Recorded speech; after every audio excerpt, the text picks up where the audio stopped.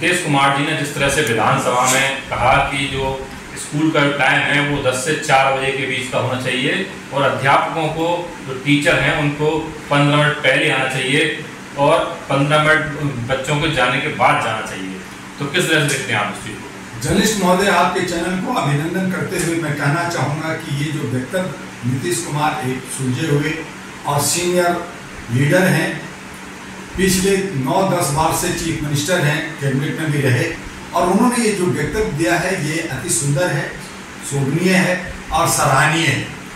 बिहार के अंदर शिक्षा का स्तर बहुत ही दयनीय है। वहाँ के टीचर्स ज़्यादा सीरियस, ज़्यादा गंभीर नहीं होते, आराम से वो जो है स्कूल में आते हैं, खाते पकाते आते हैं, देर से आते हैं। बच्चे वहाँ पहले से सुबह से अगर बैठे हों तो वहाँ के जो है बाकी जो कर्मचारी के वजह से रह रहे हों तो कई हादसा होता है, सही ढंग से बच्चों की नींद पूरी नहीं होती, उनको लंच बॉक्स माँ बाप का नहीं मिलता है।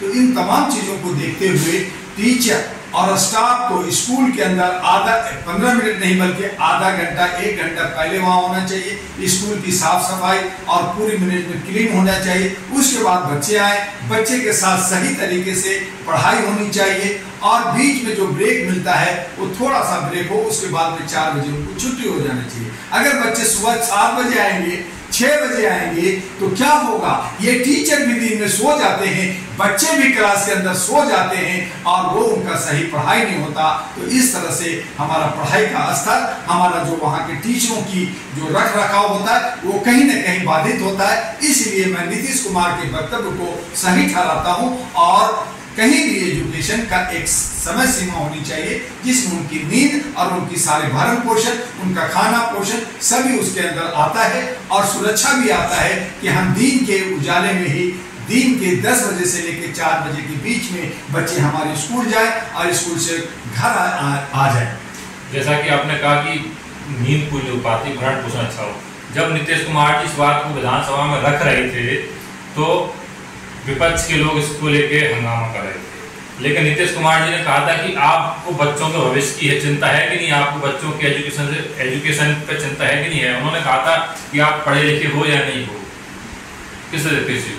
देखिए, इस तरह का अगर विपक्ष तो पहली बात है कि वहाँ बहुत मजबूत नहीं है, फिर भी अगर विपक्ष आवाज मजबूत है, क्यों नहीं मजबूत है? बस आप ये बताइए कि क्या तेजस्वी विपक्ष में है? जनता दल को आप कह रहे हैं कि विपक्ष में है। क्या वो 8वीं पास होकर के डिप्टी सीएम बन गए कि बाकी बच्चे भी 8वीं पास बन करके चीफ मिनिस्टर बन जाएंगे?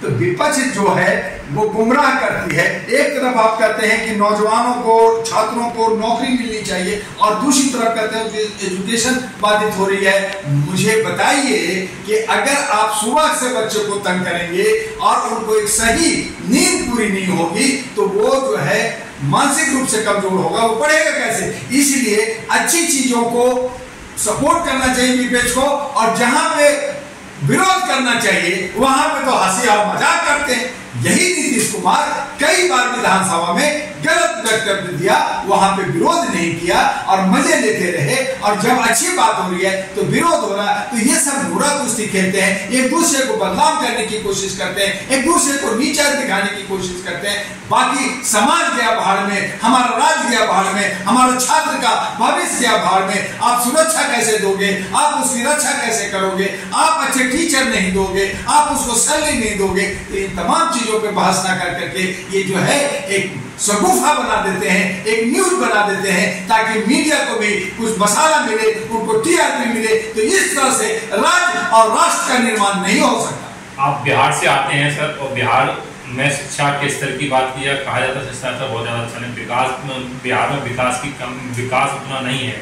किस तरह देखते हैं नीतीश बाबू, जो उनको विकास पुरुष कहा जाता है, क्या बाकी में विकास? कुछ नहीं जर्नलिस्ट महोदय, पिछले 50 साल से बिहार की जो दुर्गति हुई है, वहाँ गरीबी, वहाँ पे जो कहते हैं ना IAS IPS निकलते, वो गरीबी में, क्योंकि उनके पास कुछ है नहीं, ना पैसा है, ना घर है, ना और संसाधन है, इसलिए वो ढेबरी में एक लालटेन में वो पढ़ाई करते हैं कि अगर मैं पढ़ा नहीं तो मैं क्या करूंगा, इसलिए IAS IPS और कुछ लोग निकल जाते हैं, बाहर चले जाते हैं। लेकिन बाकी जो 13 करोड़ की आबादी है बिहार के अंदर, वो बहुत ही उसकी दयनीय स्थिति है। और उस दयनीय स्थिति का वहां के जो लीडर हैं, चाहे पक्ष है या विपक्ष है, कभी यादव है, कभी कुर्मी है, कभी जात की लड़ाई, कभी भूमिया की लड़ाई, कभी मुसलमान की लड़ाई, कभी नाई की लड़ाई, यही लड़ाई वहां पे चल रही है। इसलिए उन तमाम चीजों को हटा करके जो कर्पूरी ठाकुर और बाकी जयप्रकाश नारायण ने जो सपना देखा था, उस बिहार को जहां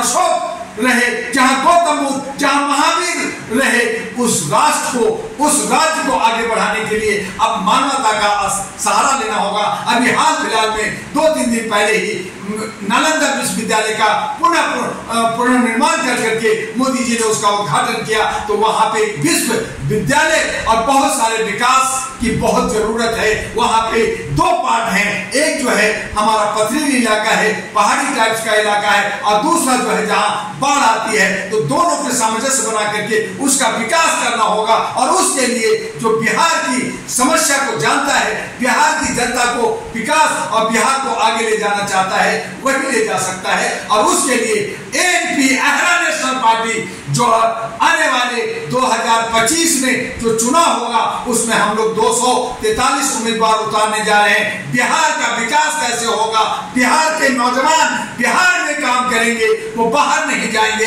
वो सारा हम लोग देंगे। और उनकी तमाम स्थानीय समस्या, चाहे रोजी का हो, रोजगार का हो, शिक्षा का हो, स्वास्थ्य का हो, सभी समस्या का हल होगा। जो इन लोग नहीं कर रहे, ये सब के सब खाली राजनीतिक और सत्ता पाने के लिए कर रहे हैं। और यही वजह है कि किसी एक को मैंडेटरी नहीं मिलता। और ये जो है ऊपर से मुंह लटका कर देखते हैं और बात करते रहते हैं कि मैं बिहार का हूं, लेकिन ये बिहारी जो हम सब दिल्ली और बाहर जगह कहते हैं, वो जो है गलत माने लेते हैं। आज दिल्ली के अंदर 35 लाख बिहारी हैं, लेकिन उनकी भी स्थिति खराब है और इन्हीं की दुर्दशा की वजह से। तो इसीलिए अगर बिहार समृद्ध करेगा तो पूरा भारत समृद्ध करेगा, पूरे विश्व के अंदर जहां भी बिहारी NRI हैं, उनका भी मान सम्मान बढ़ेगा। और इसके लिए डॉक्टर दुआ 2025 में बिहार के अंदर एक नया क्रांति, एक नया जागृति, एक नया उजाला, एक नया मिशन, एक नया एजेंडा लेकर के जा रहा है। और मुझे उम्मीद है कि बिहार को हम लोग बेहतर बना देंगे।